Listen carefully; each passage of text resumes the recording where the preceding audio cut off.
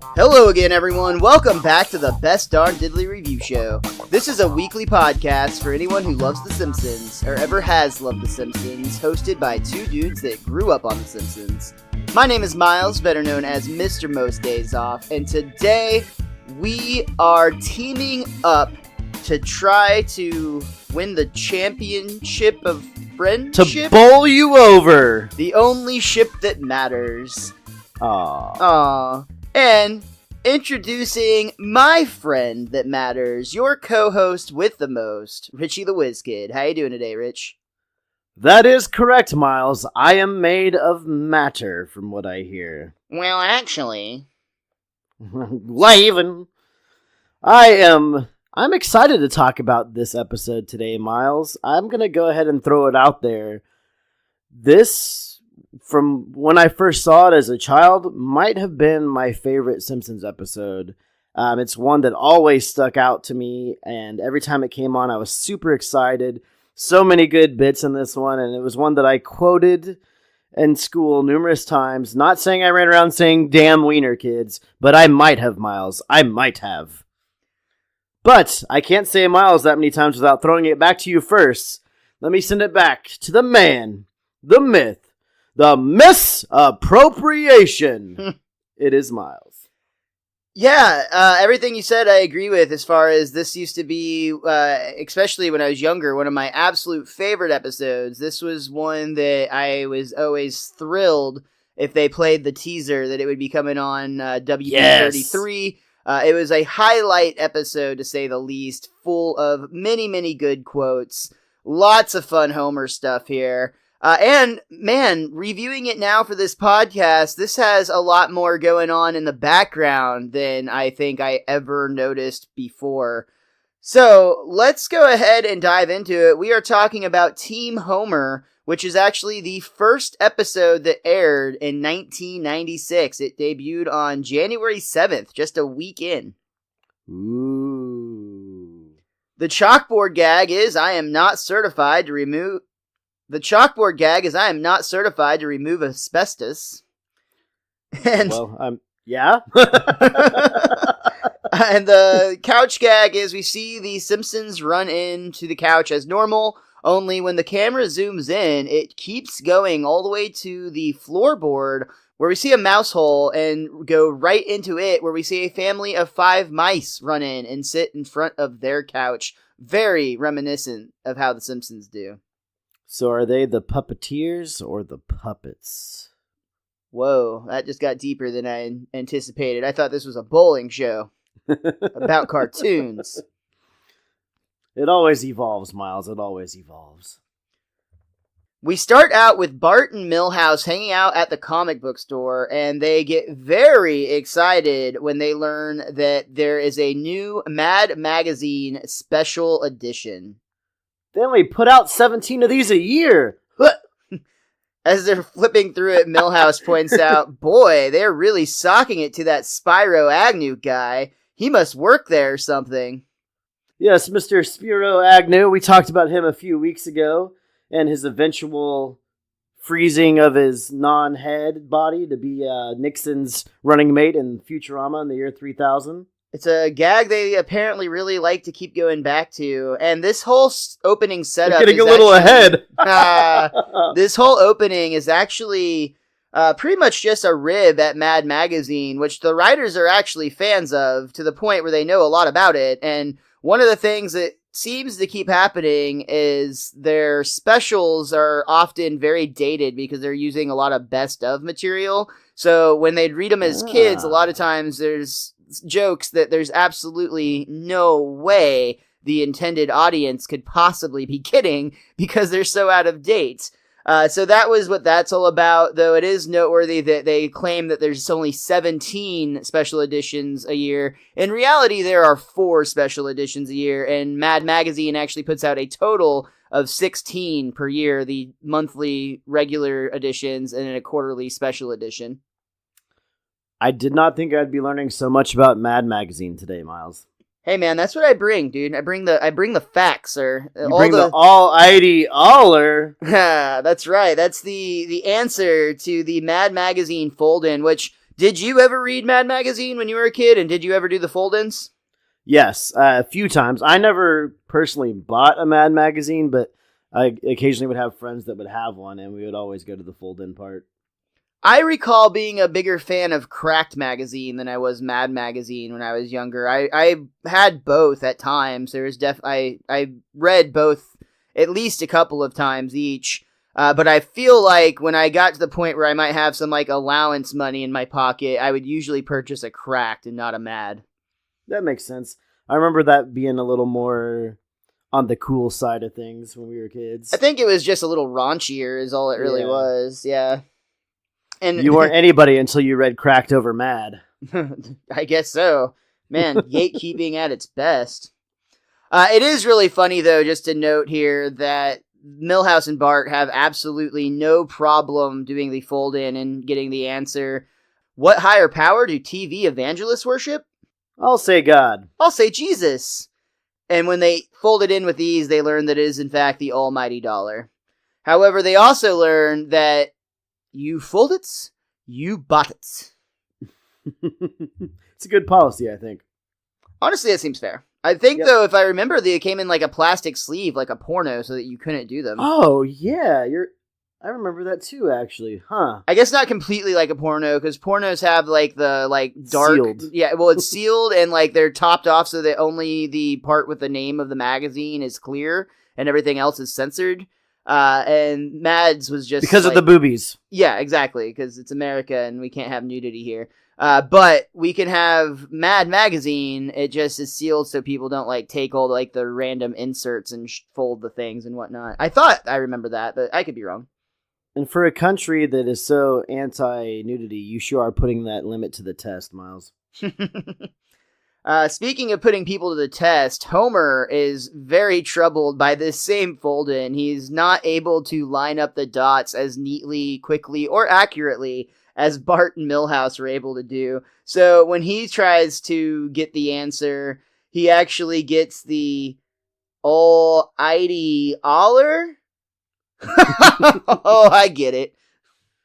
And I like how before he's actually reading all the other parts of the magazine and having just as much fun, if not more, than Bart is, which he's obviously hamming it up a lot, but still, I enjoy that him and Bart are sharing the exchange with Mad Magazine. He's even, though, like, so into the magazine that when Marge offers him pork chops, he's like, "No, I want roast beef, you clod." Iron on madness! Ban the bath! Don't trust anyone over 10! Suck it to me! Marge is concerned with the dangerous amount of laughter these are creating. I guess Homer's infatuation with Mad Magazine does eventually come to an end, because we see him later that night at Moe's, and just nothing's happening. No business. Barney and Lenny and Carl are all gone. Apparently they never come around anymore now that they've got their mistresses. Ooh. Might as well close the dump.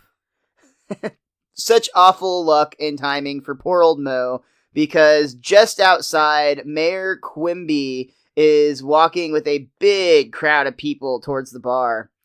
"I am going to drink you under the table." "No, I am going to drink you under the..." Aww. And the Moe's Tavern light is turned off as they're about to walk through the door. Bad timing indeed. But Homer's getting tired. He has a big yawn. Well, you're closing. It's getting late. My kids are probably wondering where their dad is. Homer grabs Moe in a fit of panic. "There's got to be some other place we can go. Think, Moe, think!" And turns out there is. They head over to the bowling alley, and Homer and Moe see the kid behind the counter and try to get Elaine. "Sorry, it's league night. I couldn't give Elaine to my own mother." And just then we see lunch lady Doris walk by. "I have no son." And she just walks away. I think this is probably going to be the only reference we ever have that Lunch Lady Doris is the squeaky voiced teen's mother. Isn't that crazy how they have this world building event that just occurred? Because, yeah, I don't think that we knew that they were related up until this point. And man, I hope that squeaky voice teen doesn't take up smoking, or his voice is going to dramatically change over time. Yeah. And Miles, according to my guidebook, Doris actually passed away right before this episode aired, like the real life voice of Lunch Lady Doris, whose name was also Doris. And I did not realize that was this point. That's incredibly sad, man. Like, and this is why the episode was dedicated to her, which I don't even remember seeing that in the credits, but I'm so thankful my guidebook pointed it out because I just looked right over that part. Yeah, it is very sad. Doris Grau, she was the script supervisor for the show, actually, as well as for The Critic with Mike Reese. Yes. She was also a voice actress on that show as well. She played the production assistant. Of course, in this one, she played Lunch Lady Doris, beloved member of the team. And unfortunately, on December 30th, 1995, literally just a week before this aired, she passed away at a Los Angeles, California hospital from respiratory failure. It says really this sad, was man. One of the last episodes to feature her voice and included a dedication to her. So that to me implies that there might be another episode or two where she had already had lines recorded. That would make sense, but it kind of hit me that I was like, oh my god, like that scene just has so much more impact when you realize that. It does kind of have a little bit more of an emotion that is paired with it, especially with the way her line is delivered, that I have no son, and she just kind of walks away. Terrible to think that this could have been the last time they actually saw each other as characters, too, which is even more tragic unintentionally. Oh, Miles. Oh, sorry. Let's change gears here. Back to Mo. Man. You go through life, you try to be nice to people, you struggle the urge to punch in the face, and for what? For some pimply little puke to treat you like dirt, unless you're on a team. Well, I'm better than dirt. Well, most kinds of dirt. I mean, not that fancy store-bought dirt. That stuff's loaded with nutrients. I can't compete with that stuff. And right out the gate, page 2 of the script, and we already have one of the most quotable lines I see used online all the time, and rightfully so. Mo's delivery, or Hank Azaria's delivery as Mo of this, is so wonderful. I'll talk a little bit more about that a little bit later, but man, just, he's better than most kinds of dirt. I don't know what else to say. This is the first time where I was watching this episode thinking, man, it's basically a scene between Dan and freaking Hank, basically, with the bowling team. Like, oh yeah, that's a good point. They just that's funny to think about it that way. Yeah. And actually, the very next line I have written down as one of my favorite lines, and it's just a brilliantly written line where Homer is also upset by what's going on. He says, "I'm tired of being a wannabe league bowler. I want to be a league bowler." Ding, ding, ding, ding, ding. So we see the proverbial light bulb, actually physically a light bulb, turn on over Homer's head. Yeah, it's the bowling display with all the pins that happen to be right above his head. It's just like one of those great angle shots. Yes. And Homer declares, "Hey, we could be a team." And he talks to Squeaky Voice Teen again. "Excuse me, but my team is ready to bowl." You're short one person. So he points over and he happens just to see Otto playing a bear claw machine. That long-haired freak's bowled with us for years. And he doesn't remember Otto, who lived in his house with him for a while. And Otto he's not even there for bowling. He's there because he has his eyes on the prize. In this case, whoa, I don't care if it takes me all night. I'm going to get that lobster harmonica. Come on, Lobsty. Okay, then I just need your $500 registration fee. $500? No problem. Will you take an out-of-state two-party bad check? What the fuck is that even? That's such a good joke, especially with just the way they like triple down on it by just flat out calling it a bad joke or a bad check is so good. So good. Man, I wanted to say freaking $500? We were in a bowling league a few years ago. I don't remember being $125 per person to play, and this is in 2000. That would have been 2017. Was it even $125 total for all four of us? I don't even remember. I feel like we got a bowling ball each too. I think it was like $40 to $60. Yeah, if you got the bowling ball. Yeah, that sounds right. But $500, dear Lord, it's expensive to bowl in Springfield. Oh well, it is up on that rocking cliff now, isn't it? Because it got moved after. No, has the hurricane happened yet? No, never mind. Ignore me.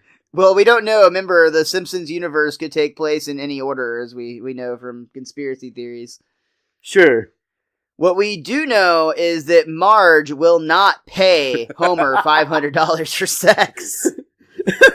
I just love how it cuts from him saying bad check. It cuts from that to immediately him and Marge in bed and her going, I will not pay $500 for sex. Aw, come on, Marge. You're getting something in return, and I'm getting a bowling team. It's win-win. It's sick. I don't have that kind of money to spend on sex. I've told you at the beginning of the season, well, it's been happening for a few seasons now, but Marge is getting a lot more like one-liners that you have to pay attention to, where initially you're just like, oh, Marge is talking, yeah, but she's had so many great lines this season so far where she doesn't have a lot of screen time, but they really give her some stuff to give her a nice comedic twist. Marge has developed probably, I don't know if I want to say that much, but Marge has developed so much as a character. I was going to say something very hyperbolic, but I backed off slightly. But just like if you look at like her role in the show from seasons 1 and 2, it's definitely still, she has that same straight man persona a lot of times, but a lot of the ways they let her deliver those lines, it's almost a Ned Flanders quality about it, where it's so ridiculous sometimes that like that's how her brain works. They're letting her in on the fun, which makes it more fun for the viewers. I think that's like they're giving her the. Go ahead. Yeah, go ahead. No, you go. Nope. I lost my train of thought. Okay, that's fine. But yeah, Marge does refuse Homer's offer or proposition, but she has a suggestion. Maybe he could ask somebody with money to sponsor his team. Marge never gives money to anybody. Just last week I asked him for $1,500. For what? Oh, I gotta get the third degree from you too? Just any reason at all. So this firmly sets up our A plot for the episode, but we also have a fun B plot that we're going to touch in with here in Mrs. Krabappel's class. Let's dive into the B-hole. We see Edna is assigning some homework, but Bart puts on a big show about how, it's so hot in here, and he has to take off his sweater, revealing a t-shirt. A very familiar t-shirt, one that we have all seen so many times, and he slowly reveals the words, "Down with homework." Edna's freaking out, and she knows what's about to happen. "Don't look at it, children!" And she tries to actually block his shirt from view. It doesn't work, though, because immediately the kids start to notice. His shirt makes a good point. I'm with the shirt. Homework rots. Down with homework! Down with homework! And I like, Miles, how we have the second week in a row where there's a Simpsons character wearing something they don't normally wear. As you pointed out, that usually means it has something to do with the gag. It usually is setting something up. I also want to point out that why is Ralph in Krabappel's class eating glue? You know, this is a really fun point that they did briefly talk about, the idea that Ralph is, of course, not supposed to be in this class. He should be in Lisa's class, because that's the class he's in. But sometimes they just put the characters where they need to be funny. That isn't an acceptable answer, but we'll allow it. Ralph is a very meta character, so I guess it makes sense. Skinner is, of course, as he usually is, being evaluated by Chalmers, and things are actually going pretty well for once. I must say for once, I'm impressed. In fact, I'm going to give this school a perfect 10. I'll just write the 0 first. And now a vertical line to indicate the 1. Down with homework! Skinner! Why are children walking on my head? Skinner reaches into this mob of children that are chanting down with homework and running over Chalmers and just snatches Bart right out of there. And immediately he sees a familiar foe. So we meet again, Mad Magazine. How'd you know it was from Mad? He's kind of doing his serious bit where he's staring out the window. The year was 1968. We were on recon in a steaming Mekong Delta. An overheated private removed his flak jacket, revealing a t-shirt with an iron-on sporting the Mad slogan, "Up with miniskirts." Well, we all had a good laugh, even though I didn't quite understand it. But our momentary lapse of concentration allowed Charlie to get the drop on us. I spent the next 3 years in a POW camp, forced to subsist on a thin stew of fish, vegetables, prawns, coconut milk, and 4 kinds of rice. I came close to madness trying to find it here in the States, but they just can't get the spices right. My punishment? I'm going to have to think about that. Meanwhile, wear this home. Then he puts the freaking seat cushion over Bart's head. Doesn't even have any armholes, and he zips it up. It's somewhat similar to when Lisa had bitten her tongue and gotten lice and had fallen in the mud. Yes. It has that same feel to it. The burlap sack. Mm-hmm. I actually really love the animation where Skinner reaches into the crowd to pull Bart out, because all you see is a sea of children. You can't tell any of them apart. And Skinner immediately eyeballs it and yanks Bart out of it. And it was a really quick and cool little animation effect there.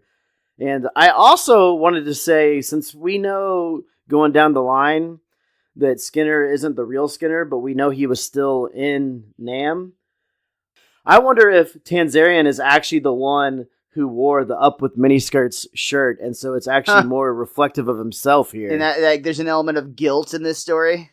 Yeah. Oh, that's dark. Man, we are having a much darker conversation than I anticipated that we would. Weird. I just can't help it. Sometimes we just have to go there, right? Yeah, the moment felt right. So, exactly. With that said, we move on to see Mr. Burns in his office being given a manicure by Smithers. Oh, I need some more ether. I can still feel the movement of the emery board. We're fresh out, sir. I'll get some more. Leave the rag. And as Smithers walks out, we see Homer actually sneaks into Burns' office. And this is a really fun scene because Homer's there to ask for money, and Burns is high as a fucking kite on ether. He actually sees Homer as Poppin' Fresh, the Pillsbury Doughboy, and he is a lot more interested in talking to him than he ever would be Homer. Poppin' Fresh? You glutinous little doughboy.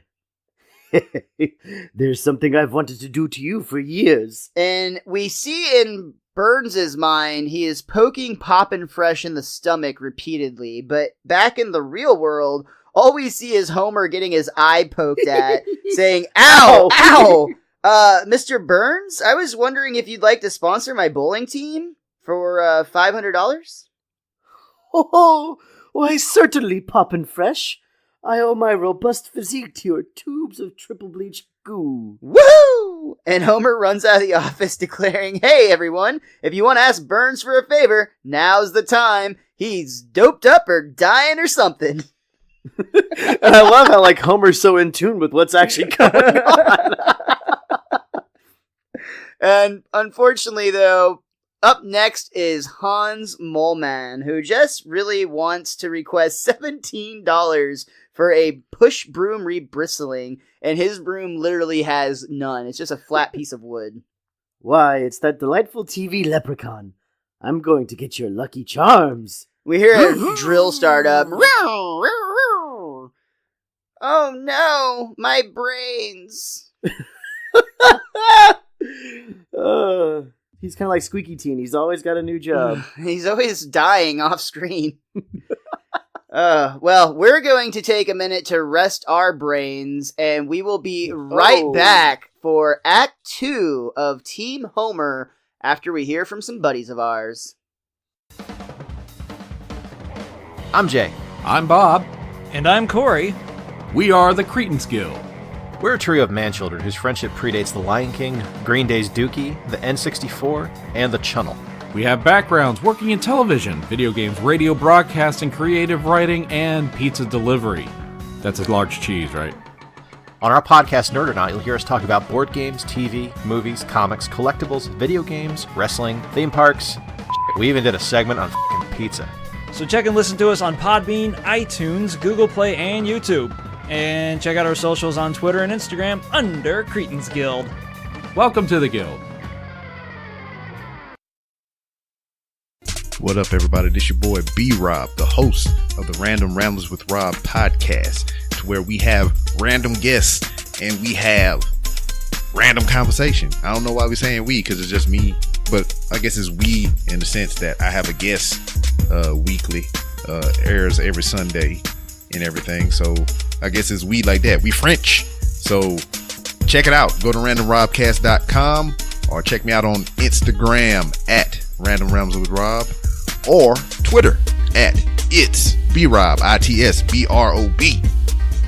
Whoa!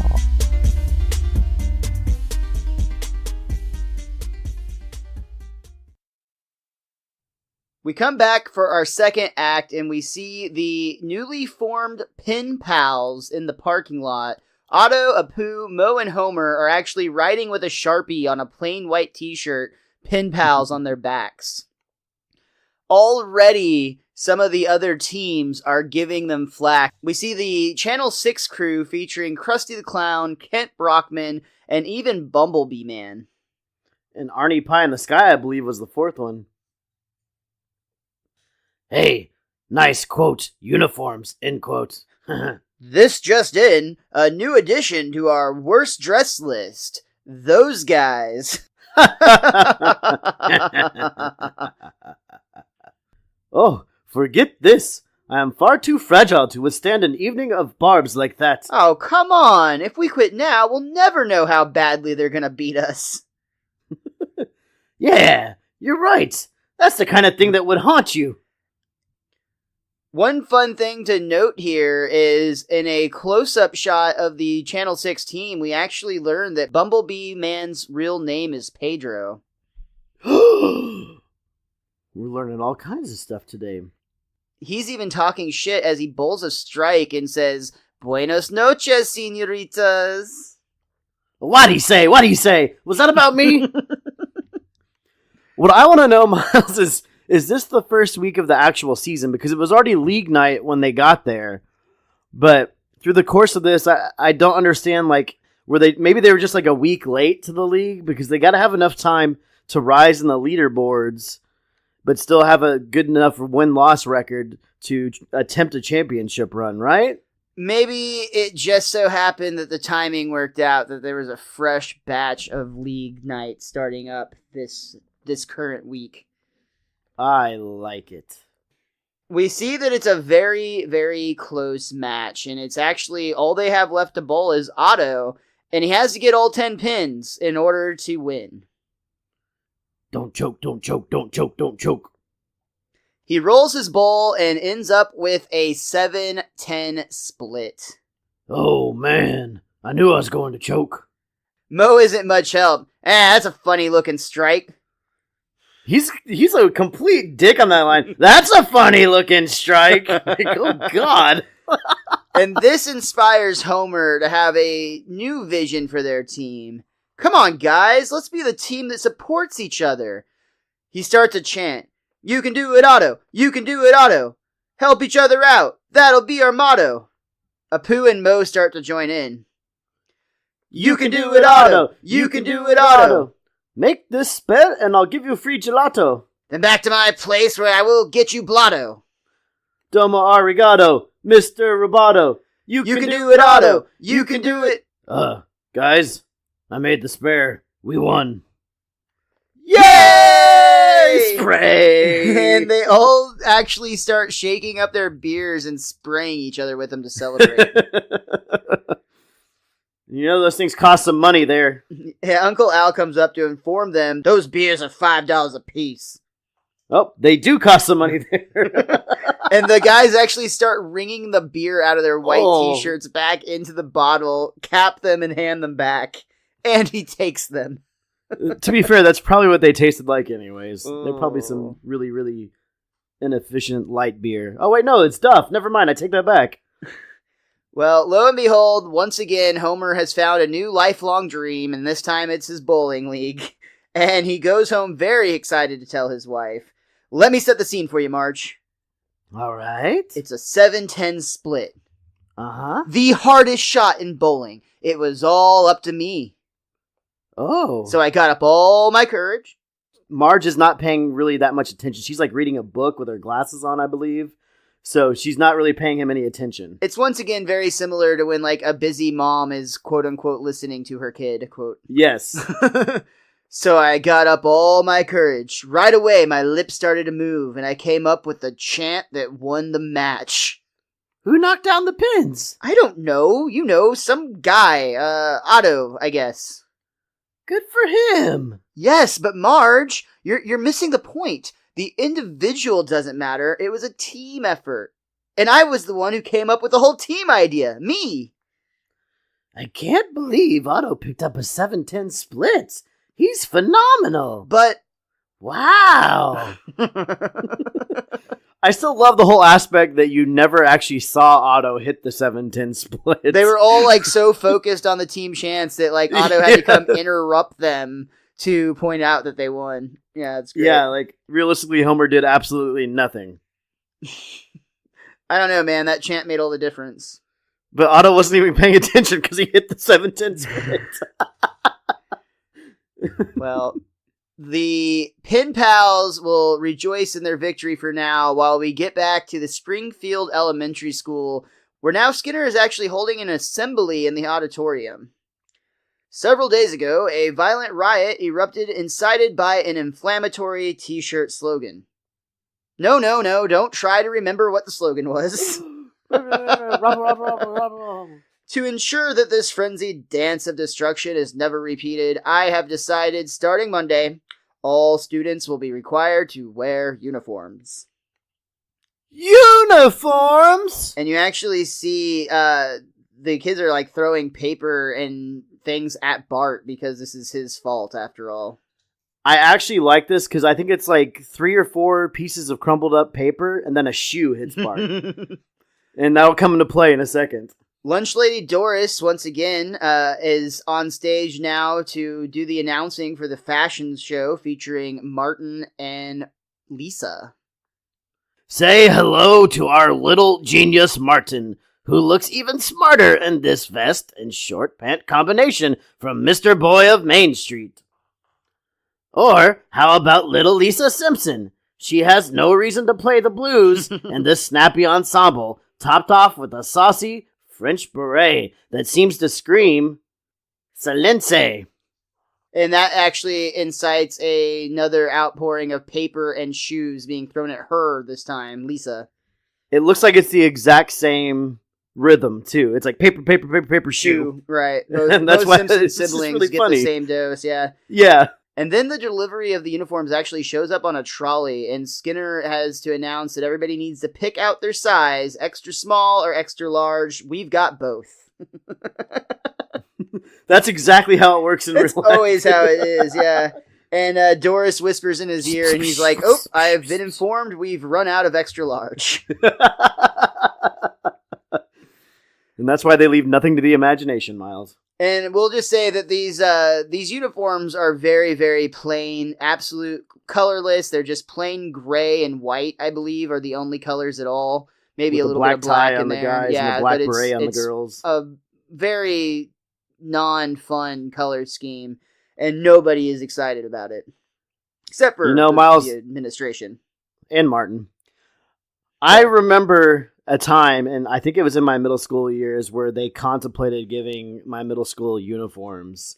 And it was the scariest time to be a child. This episode rang through the halls at that point because everyone was just terrified we'd be having to wear uniforms. That's so funny. I had the exact same experience where they actually had an assembly, and I was at the assembly. It was students, parents, teachers. It was like this big thing they had people come in for, and they were actually pitching the idea of school uniforms, and it came down to a vote and like it was only a vote amongst like the parents and teachers, like the not the PTA? kids, but we were there in attendance, or a lot of us were, and I was, for one, actually somewhat terrified because my only real reference for school uniforms was this episode. And I was thinking like, oh, everybody was so depressed and sad. And, and I was like, I don't want to have to deal with that. Like, I'm already fat at this age. I don't need anything else. That's not going to be a good look for me. So yeah, I was 100% with you, and it's so funny that this episode had so much influence, I think, on a lot of very irrational fears of uniforms. Well, I mean, you can't conform us, Miles. We are the masses. That's true. Back at the bowling alley, we actually see the Pen Pals are embracing this chant idea. Go Mo! Go Mo! Don't make Homer, shout out Doe! Yay! Yay! Obviously, Mo rolled the strike. Of course. We actually see that they were bowling against Patty and Selma, who were very upset to be defeated by the Pen Pals and being knocked off of the standings from 4th to 3rd. Some extra incentive for Homer there, which I only saw 3 people. I didn't see a 4th, so I think they were breaking league rules there. Could have been in like the bathroom or something. They could have been, but I'm gonna call them out. The next team they play, however, has a very funny 4th because they're actually playing against the Springfield Police Department. And, of course, you've got Wiggum, Lou, and Eddie. But they've got a ringer that they bring in as their 4th man, and it is none other than Snake Jailbird. All right, Snake, make us proud. And we see Lou actually unlocks his leg irons. Oh. 1, 2, 3... And then 4, he 5, just 6, keeps 7, 8, 9, running 10 down the lane. Wiggum every single time makes a mistake by trusting Snake or Jailbird. We forfeit. See, Wiggum's following the rules for the most part. It was pointed out on the commentary that there is a lot of fun in this episode, just seeing how the different characters of Springfield, the Springfieldians, essentially break up into teams. Like you see some various groups throughout this. We'll talk about some more as we move along, but it's just really neat in the background. That's one of the things I was mentioning at the top of the show about things that you may not have noticed as much or at least I didn't when I was younger, but now just seeing like the cliques essentially in the background is really fun. Yeah, because these people had to come up with they had to be in a situation where they could come up with a bowling team, so it's interesting to think about like where they came from. Yeah, it is. It's very funny to think about like that. And I will also say that the writer for this episode was Mike Scully. And boy, oh boy, does it seem to me like Mike writes from personal experience. He was the writer from the episode we reviewed last week, Marge Be Not Proud. And if you recall, we talked about on that episode, he wrote from his real life experience of getting caught shoplifting as a child from a grocery store. In this episode, when asked about his inspiration, he was bowling a lot with his kids at the time. And his kids' school was debating the idea of getting a school uniform. So he basically just married those ideas together and wrote about what was happening in his real life. And of course, they made it funny. Though I will say, too, there was a hesitancy towards this episode and a lot of consideration taken due to the fact that this was the second bowling episode. They had already visited this concept early on when Marge was bowling and, of course, met Jacques. But they felt that they could do a different and unique enough episode that it wouldn't be compared to that one. Well, and as we know in the future, they'll do other bowling episodes too. We got like the Homer's Perfect Game one. Sure. So it's not going to be. That's all that can come to mind right now. I'm sure there's others, but they visit the bowling alleys for sure. I mean, it's one not of the Homer's first favorite time. places. Yeah, it's an iconic Springfield location. I mean, Homer worked at the bowling alley a few seasons ago. Last season, I think, and Maggie makes 3, so it happens. Yeah. For now, though, the Pin Pals realize that they actually have a shot. They're moved into second place, and they're actually eyeballing the championship trophy, but they're a little concerned because the Holy Rollers have now won it 5 years in a row. The Rollers including Ned and Maud Flanders, as well as Reverend and Helen Lovejoy. I like the uniforms they have, too, in the bowling bags. They might not be wearing like that the monk robes that they come in. Yeah. And then like how like it seems like they in. always have heaven's light shining upon them. They think they're so high and mighty just because they never got caught driving without pants. Ned actually takes a practice bowl, I presume, and he hits 9 pins down. Ah! Godboy couldn't get a strike. Ned just looks up pleasantly and say, "It's me, Ned." And the pin magically falls over, and Homer, who was just laughing a moment ago, gets zapped in the ass by electricity coming from the ball return machine. God is a good friend to have, I guess, right? Oakley dokley. Next, we see in the Simpsons kitchen, Bart and Lisa wearing their school uniforms for the very first time. Bart is already upset. "Mom, my slingshot doesn't even fit in these pockets, and these shorts leave nothing to the imagination. These uniforms suck." Bart, where did you pick up words like that? On the couch in the next room, we hear on the phone Homer, "Yeah, Mo." He's in the kitchen, on the phone in the kitchen, apparently. Oh, you're right. Yeah, he's sitting them. literally right next to Bart. Homer's on the phone. "Yeah, Mo, that team sure did suck last night. They just plain sucked. I've seen teams suck before, but they were the suckiest bunch of sucks that ever sucked." Homer, watch your mouth. I gotta go. My damn wiener kids are listening. Click. To make matters worse, Lisa immediately comes to her own defense and says, "We're not wieners. Then what are you dressed like that for?" They made us." "Oh, they made us. That's loser talk. You gotta start acting more like me and my team. The future champions of the world. Nothing's going to stop us now." And immediately we cut to Burns' office where we see Mr. Burns himself coming to a very upsetting realization. "Stop everything. I don't remember writing a check for bowling." Sir, that's a check for your bowling." "Oh, yes. That's very important." "Yes, sir. Remember that month you didn't do it?" "Yes, that was unpleasant for all concerned. Anyway, back to the checks. Stop everything. I don't remember writing a check for bowling." The memo says to my pal Poppin' Fresh. "Ah, yes. That greedy, graspy glob of chemicals." "Probably one of your ether-induced hallucinations, sir. I'll check the employee file to see who could pull off such an impersonation."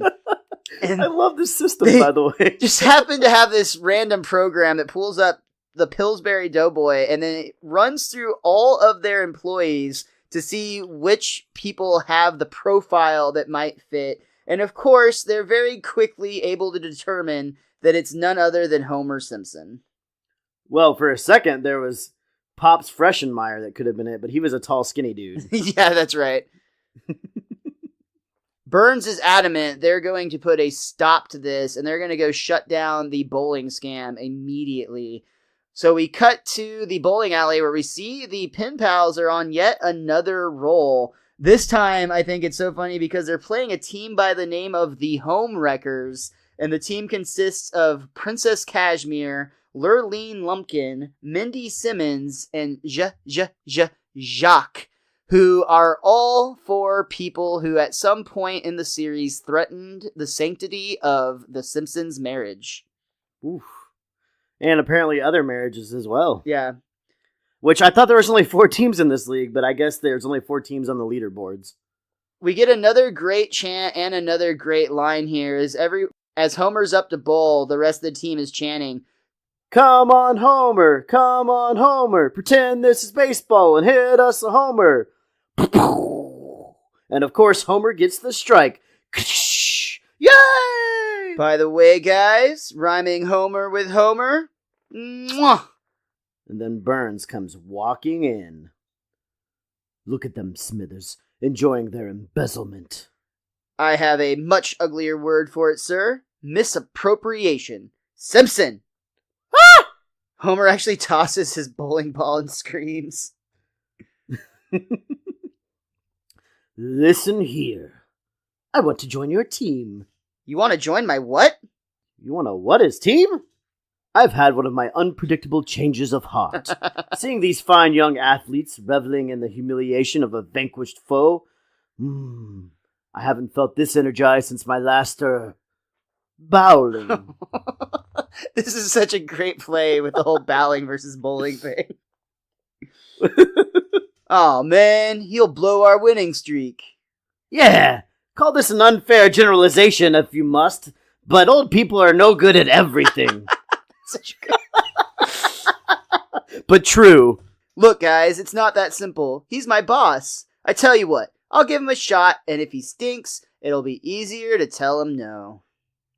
Burns can literally, barely lift the ball, let alone throw it down the lane, and he manages to, with all of his might, push it very, very slowly.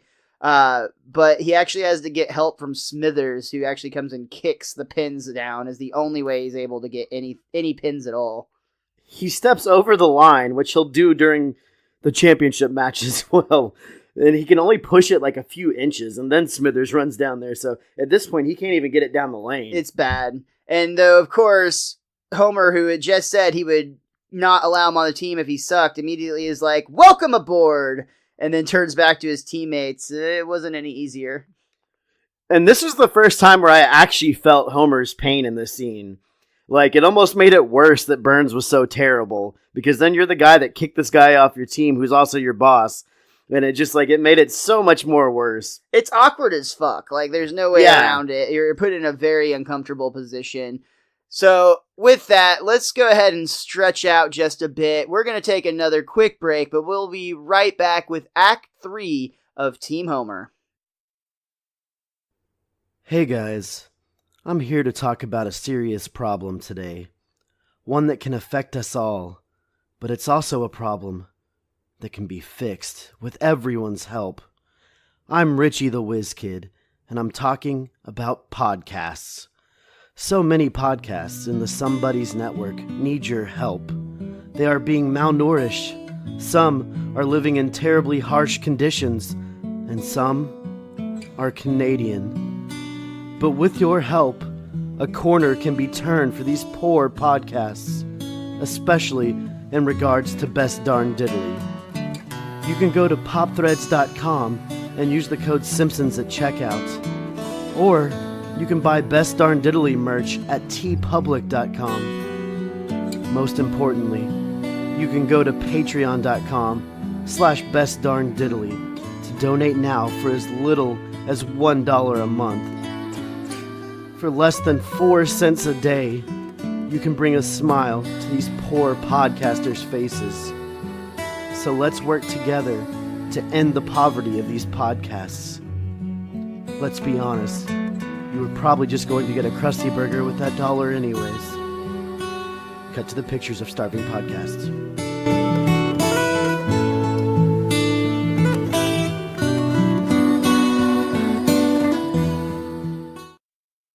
The start of our third act brings us to the darkest timeline at Springfield Elementary School, as we see the school bell rings and the students are just kind of in zombie trance mode, walking 2 by 2, step by step, and it appears that the uniforms are doing what they were supposed to do. These uniforms are a godsend. Horseplay is down 40%, youthful exuberance has been cut in half, high spirits are at an all-time low. They've even begun blinking in unison. And we actually see the students all blink on time with one another. It's creates an audible sound that Skinner actually loves. We even see in Mrs. Krabappel's class, things are just completely... It's like watching an episode of The Twilight Zone, because you see it's quiet time, and Mrs. Krabappel is going to spend it making sure her desk is exactly parallel to the rear wall. And when doing so, she's actually bent over with her ass pointed towards the class. Bart is holding his slingshot, and he feels there's something he used to do in this situation, but he just can't remember.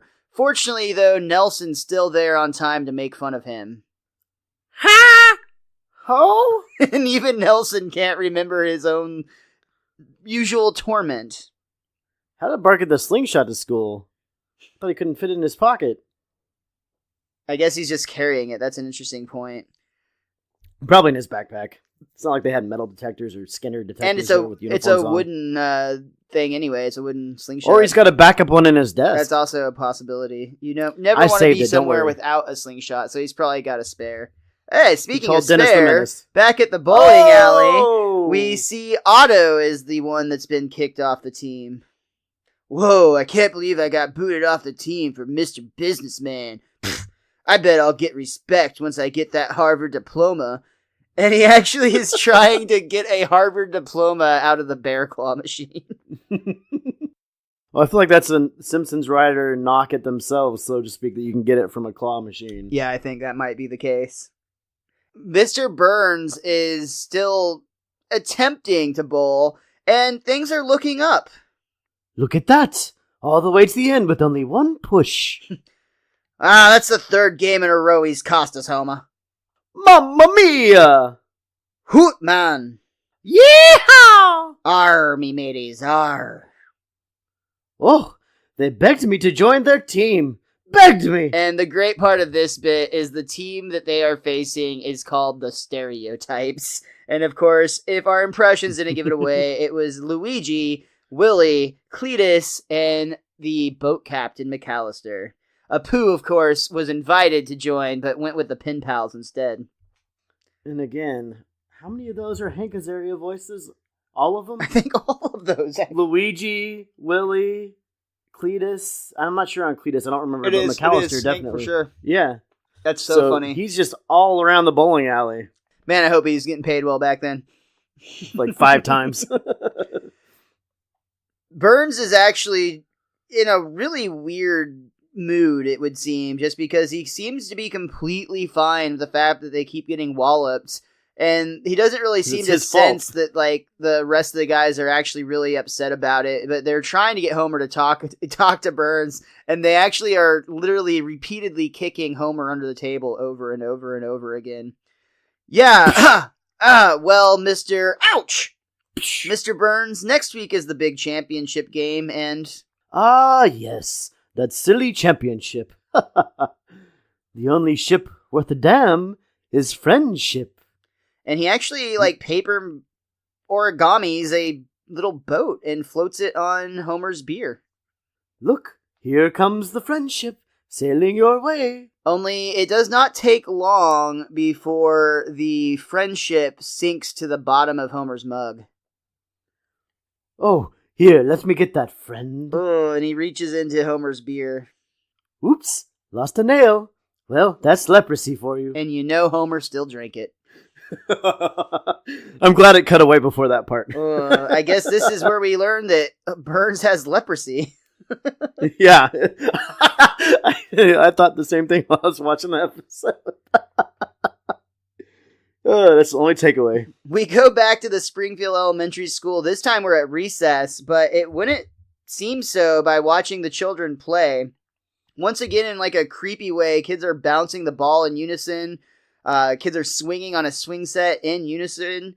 And there's even a little bit of fun happening with a game of tag, but it's the most boring, unenthusiastic game you've ever seen. You are it. Tag. Now you are the one who is it. Tag. Understood. You know, Miles, I forgot to point out in the previous school scene with Skinner and Lunch Lady Doris, she's got a cigarette in her mouth in the middle of the school hallways. Ah, the 90s. 90s sure did taste like tobacco. We see that Super Nintendo Chalmers has returned to evaluate the school once again, now under the order of the uniforms. The uniform order? Well, I've got to hand it to you, Seymour. These drab student coverings have created the perfect distraction-free environment, thus preparing the children for permanent positions in tomorrow's mills and processing facilities. Ha! Best of all, with less than a minute to go before I leave, absolutely nothing has gone wrong. Thunder starts to roar in the distance, and we even see it starts to rain. Well, it started raining, but I can hardly be blamed for that, can I? Yes, very good. Unfortunately, though, what Skinner might be on the hook for is the fact that apparently whatever material these drab gray uniforms are made from are not color fast, because as soon as the rain hits them, immediately they all turn into a tie-dye uniform, and immediately inspiration, creativity, and free spirit starts forming among the students. And Bart's even blown away by, look at all the colors, man. Red, green, yellow, orange. I remember all of these. I'm freaking out! Hey, something's coming back to me. Down with homework! And probably best of all is Martin has stripped off his uniform and is now in his, for some reason, tie-dye whitey-tighties. That should have been his own and not the school uniforms, I'm thinking. But he's no, they were just his shorts. His shirt. Oh, is that and what his it top was? were off. Okay, well, he was shirtless and dancing. It was gray still. That's the thing I didn't understand. The shirts and vests were still gray and white, but he just had the pants on. They just look weird whenever the top's not on there. Well, and Chalmers once again finds himself with more head trauma as they're now hitting him in the head over and over again with a rubber ball. Ow, ow, ow, ow, Skinner! Why are these uniforms color fast? Why aren't these uniforms color fast?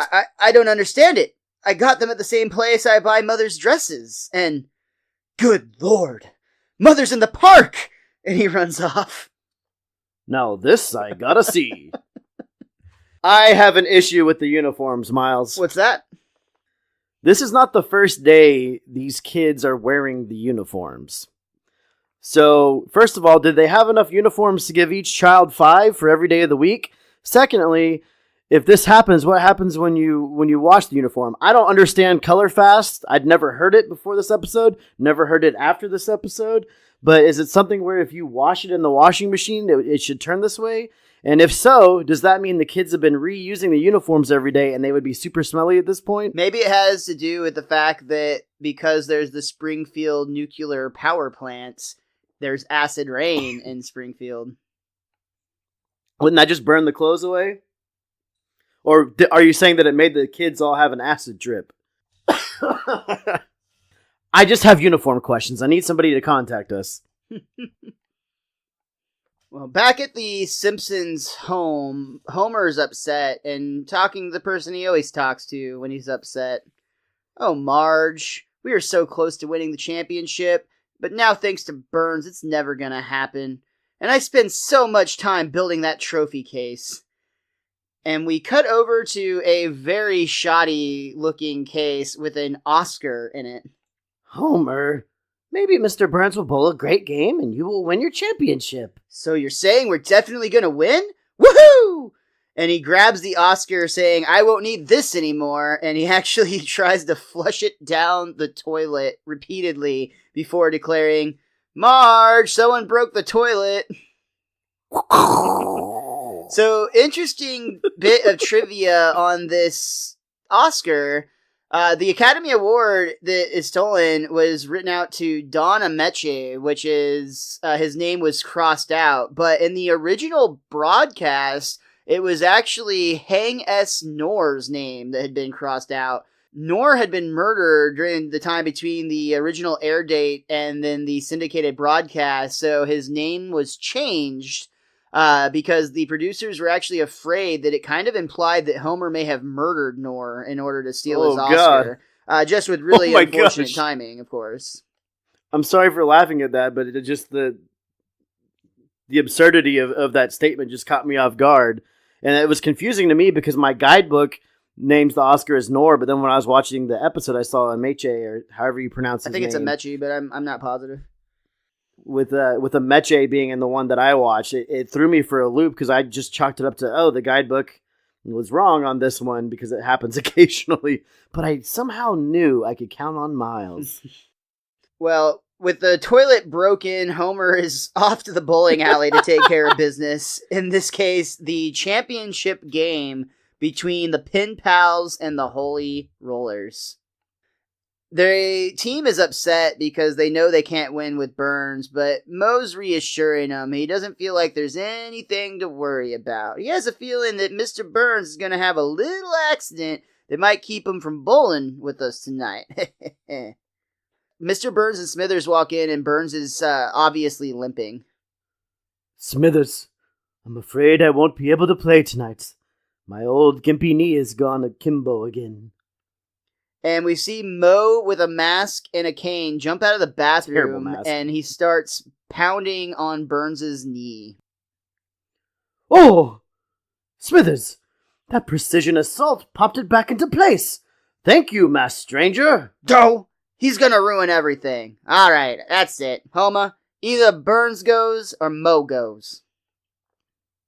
Yes, I'm afraid that I'm going to have to make a similar threat with my name in place of Moe's name. So who's ready to kick some Christian keister? And at this point, Homer realizes that as team captain, he's got to be the one that informs Burns that he's off the team. But Burns brought a little surprise with him. He actually has presents for the team, and they're the coolest bowling shirts ever. It says the Pin Pals. It has their heads on top of bowling pins on the back. It's great. Mr. Burns has a heart. Like, I've read theories where the heads being on the pins is symbolic and blah, blah, blah, blah, blah. But watching it at face value and just seeing it for what it's worth, like, it's a really sweet moment. Like, and you don't expect it. It's only because you know who Burns is that it just is so, like, you don't trust it. And with good reason, obviously. We're going to find out here shortly. But no, he can change and then quickly change back. It's okay. Yeah, that's the moral of the story.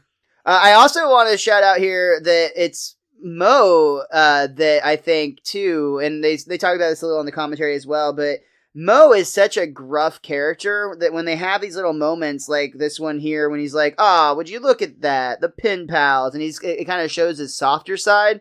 Later, he also like talks about like the value of friendship and whatnot, and just they gave a lot of props to Hank Azaria once again due to the fact that being able to take a gruff character and deliver the lines with that much heart is actually very challenging.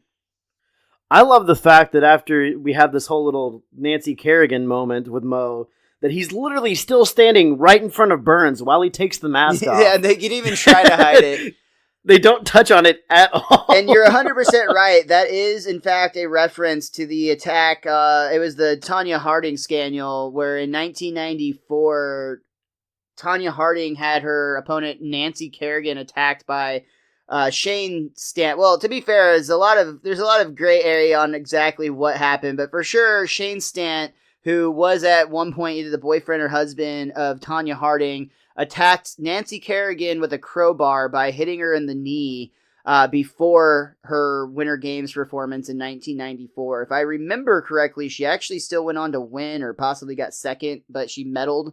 And it was like this big thing. It was a big scandal in the 90s. And in fact, they just recently made a movie called I, Tonya that is batshit insane because of all the misinformation that's about this movie. It stars Margot Robbie, and it's a really great film. I highly recommend it. But it's a fun way that they tell the story of what happened back in those Olympics.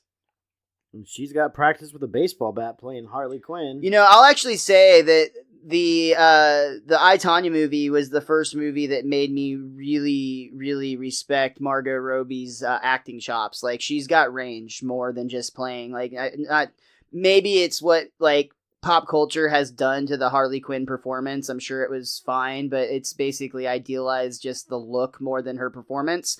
This role as Tanya Harding, like, she shows a lot of range as an actress that I hadn't seen before, and I was very impressed. I mean, she was nominated for an Oscar for it, so that means you're doing something right. Seems that way, right? But back to the conversation at hand, of course. Burns knew that Homer was about to tell him something before he presented his gift, so Homer's like, oh yeah, you're off the team. What? But Mo and Apu just kind of jump in and laugh awkwardly and like, they're just kidding you, Monty.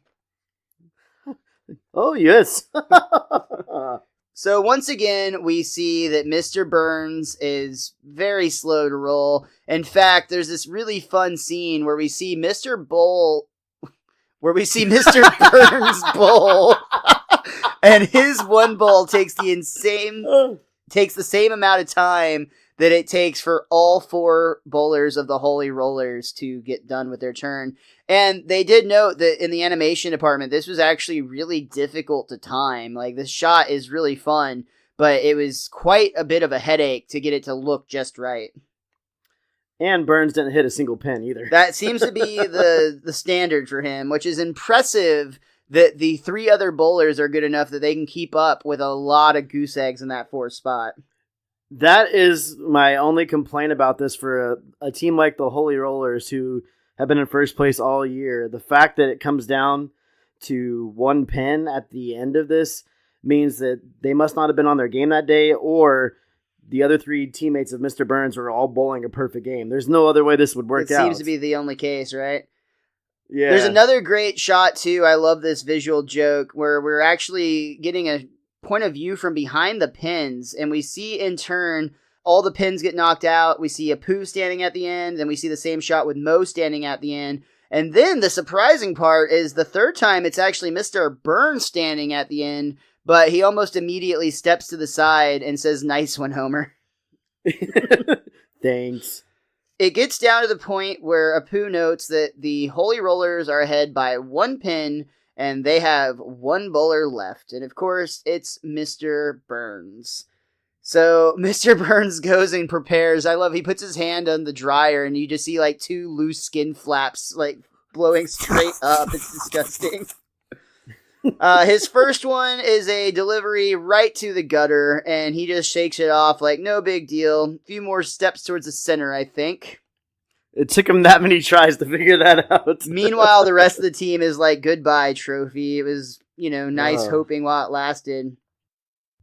However, things aren't over yet. There's 1 toss left, his 2nd bowl, and lo and behold, those steps to the center seem to have paid off, because this time, instead of going directly into the gutter, they have the ball go right on the edge where it's teetering over. I think everybody in real life has experienced this feeling when you're bowling, where you roll one and you're like, oh my god, please don't fall, please start turning.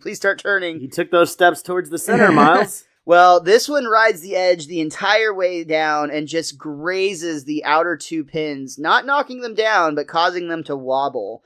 And we then cut... Everyone's on the edge of their seats. And this is where we actually cut back to the lobby of the bowling alley, where Otto is still going hard, trying to come up with a lobster harmonica from that same bear claw machine.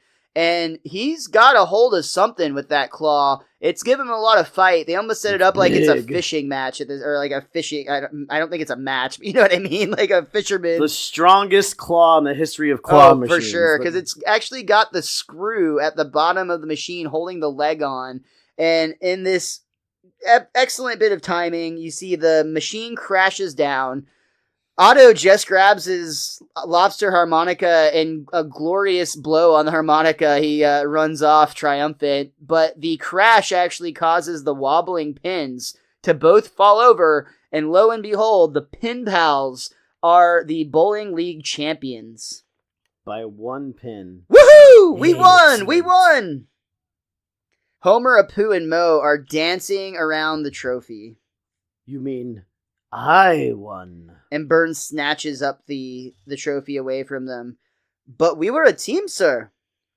Oh, I'm afraid I've had one of my trademark changes of heart. You see, Nice throwback, by the way. Teamwork will only take you so far. Then the truly evolved person makes that extra grab for personal glory. Now I must discard my teammates, much like the boxer must shed roll after roll of sweaty, useless, disgusting flab before he can win the title. Ta! And in this dark, grim moment where you thought for maybe a minute there was going to be like a happy, joyous celebration, but Burns goes right back to his true self. I mean, you kind of have to expect it, right? Well, how do you deal with the trophy if this doesn't happen? There's 4 people on the team. Then you have that 3 men in a comic book scenario where who gets the trophy on what day? They'll have to keep it in the treehouse, I guess. Yeah. Yep. I love Homer's though rationalizing this. I guess some people never change, or they change quickly and then quickly change back. Again, I love the throwback of Burns' line. You see, I've had a trademark change of heart. I want to say, ever since the first time I saw this episode, I never understood why, after grabbing the lobster harmonica, why Otto didn't go back for the Harvard diploma. He's too honest for that, man. He could have had both. That sounds like the actions of a Yaley. Oh, I guess so. I actually really appreciate this line here with Mo. I mentioned how he kind of shows a little bit of his softer side here. You know what? We don't need him or his trophy. We got each other, huh? Only immediately after this, we see them at the gates of Mr. Burns' mansion. Homer has actually crossed the gate, stealing the trophy from inside the house, and they're trying to keep their team camaraderie alive and hoping a chant will help Homer outrun the hounds. Go, Homer, you're our man. If you can't do it, no one can. And as Homer makes his way to the gate, he tries Smash! to jump and climb over, but the dogs almost immediately grab him by the pants and pull him down. He doesn't even clear the trophy. It falls down with him. Well, I guess no one can. Run before they get through feeding. And then we just hear over the credits the sounds of Homer being mauled by Mr. Burns' dogs and the other 3 quote-unquote teammates just leaving him to suffer. Which you will see that shirt in the future, like in the attic or the basement, I believe, or in a dresser somewhere, and it's completely intact, but it's being ripped to shreds in this scene. He must have paid to get it repaired. Or Marge is like a super freak at stitching, because she is. But that very dark ending and dark moment does bring us to the end of our 3rd act and to the end of Team Homer. Richie, is there anything else that you or that book of yours want to point out before we get out of here?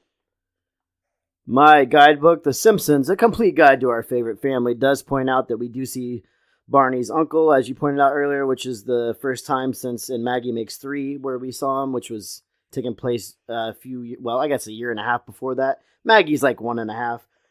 I wanted to point out a couple things that we didn't get to touch on. When they were trying to figure out who was impersonating Poppin' Fresh, there was a message on the computer that said 1 in 44 billion error probability or probability of error. That means it's pretty much spot on every time then, which I thought was pretty funny.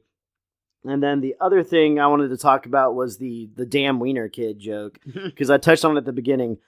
I don't know how many times I reenacted that scene, and like I was a kid that never swore either, but just redoing that scene with my friends and having to explain it to them, and just the joy I got out of it as like a 5th grader through middle schooler was just so much fun. Like having to explain, no, because they're complaining about how it sucks, and then he's going, yeah, it's a bunch of suckiest sucks that ever sucked. Oh, I gotta go. My damn wiener kids are listening.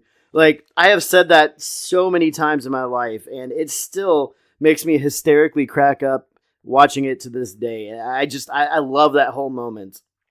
It's a great moment with the way Marge scolds throughout it all, and everything lines up perfectly.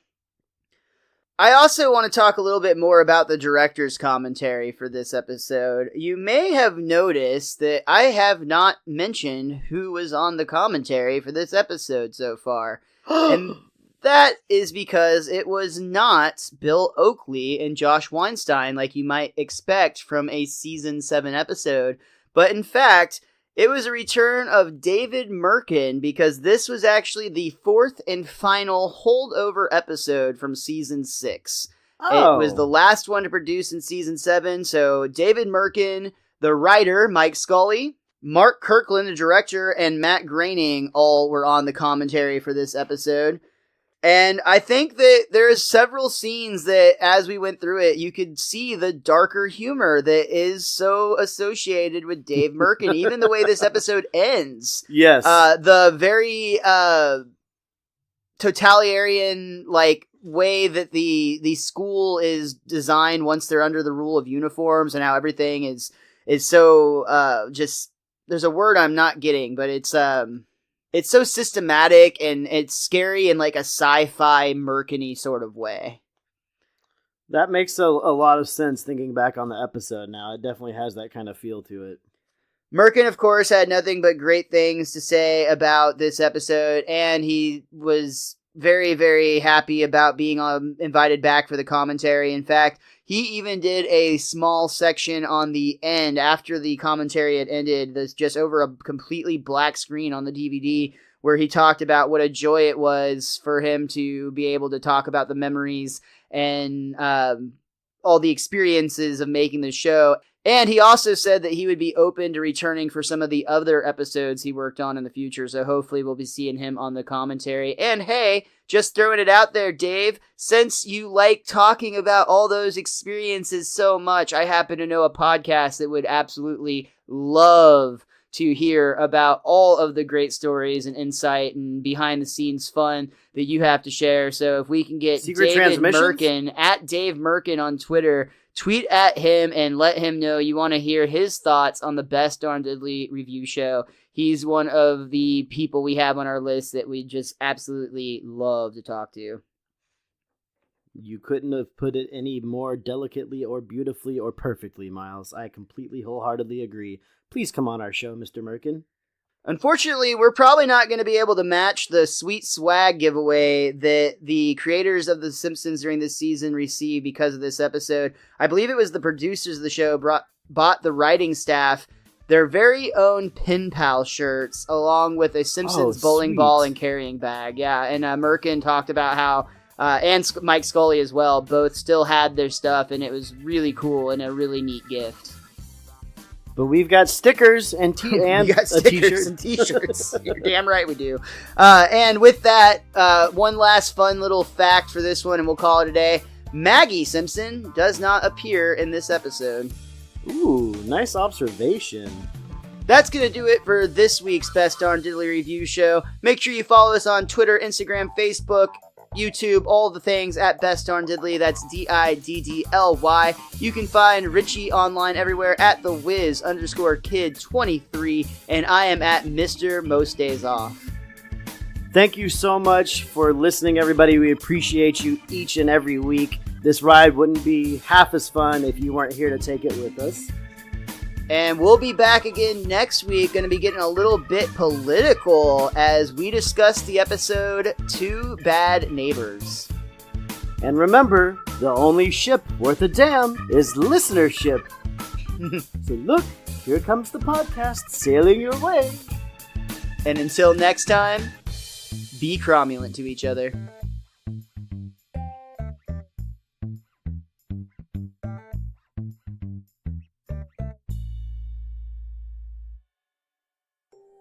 Hi, I'm Lainey, host of the True Crime Fan Club podcast.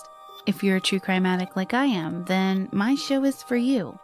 I'll peel back the curtain and give you a glimpse into the life and crimes of some of the most demented minds. Check out the episode Broken Bonds and listen to a brother reveal a deeply held secret. Or hear about the day that the heavy metal community will never forget in the episode Dime Bag. These episodes are just a sample of our catalog, so you have plenty to binge.